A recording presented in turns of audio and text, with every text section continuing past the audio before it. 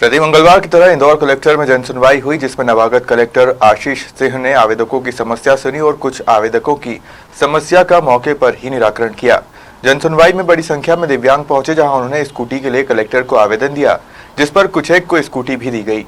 Collector ने बताया कि दिव्यांगजनों के लिए रोजगार कैंप का आयोजन समय समय पर किया जाएगा, जिसमें 80% दिव्यांग पाए जाने पर उसको एक्टिवा के साथ ही रोजगार भी प्रदान किया जाएगा। वहीं कलेक्टर ने जनसुनवाई में समय पर नहीं पहुंचने पर 3 जिला स्तर के अधिकारियों का 1 दिन का वेतन काटने का आदेश भी दिया।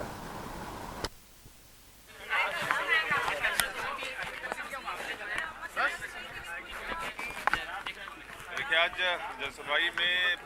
बहुत सारे आवेदन प्राप्त हुए और कई सारे आवेदन और खासतौर पर जो दिव्यांगजनों से संबंधित थे वो स्कूटी से रिलेटेड थे और उनकी सुनवाई नीचे ग्राउंड फ्लोर पर जाकर करी गई है और कुछ लोगों को जो तुरंत पात्र दिख रहे थे उनको स्वीकृति भी प्रदान करी गई है।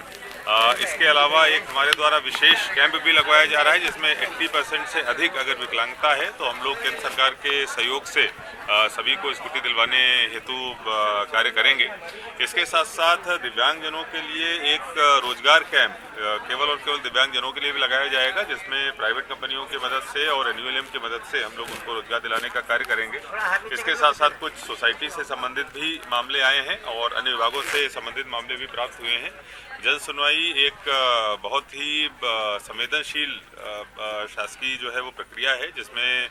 सभी अधिकारियों का पूरी शिद्दत के साथ में काम करना बहुत आवश्यक है। आज 3 जिला स्तर के अधिकारी समय पर जो नहीं पहुंचे थे उनका 1 दिन का वेतन भी राजसात करने के आदेश मेरी तरफ से जारी किए गए हैं। इसको सभी ऑफिसर्स को ये ध्यान देना होगा कि जितने भी आवेदन आते हैं, जितने भी आवेदक आते हैं, उनको ढंग से सुना जाए और मौके पर ही उनका निराकरण करने का प्रयास किया जाए। कुछ सिलाई मशीन से संबंधित भी मदद करी गई है, एक बच्ची की जिसकी फीस से संबंधित भी मदद करी गई है और कुछ जो इलाज से संबंधित सहायताएं हैं वो भी करी गई हैं और साथ में स्कूटी वाली सहायता भी करी गई है। अब उनको सुना भी गया है, कुछ को मौके पर ही स्कूटी स्वीकृत भी करी गई है और 1 या 2 लोगों को भी वितरण भी किया है। जी हाँ, निश्चित रूप से एक जो घटना प्रदेश में पिछले दिनों हुई थी, ये बहुत बड़ा सबक देने वाली थी और उसी के तारतम्य में हमारे द्वारा कोई भी बिना फिटनेस के या बिना परमिट के सार्वजनिक परिवहन की बस या कोई भी कॉमर्शियल व्हीकल ना चले, इस हेतु अलग अलग जगहों पर कैंप लगाकर कार्रवाई करी जा रही है और इस दिशा में कार्रवाई हुई भी है और आगे भी कार्रवाई जारी रहेगी। सर, सहकारिता किस तरीके से आप सुनवाई करेंगे सर? अभी तक देखिए, पहली हमारी प्राथमिकता रहेगी कि वहाँ पर अगर चुनाव पेंडिंग है और बार बार चुनाव अगर टल रहे हैं तो हमारे द्वारा सबसे पहले चुनाव करा के सभी में बोर्ड को बनवा दिया जाए, जिससे कि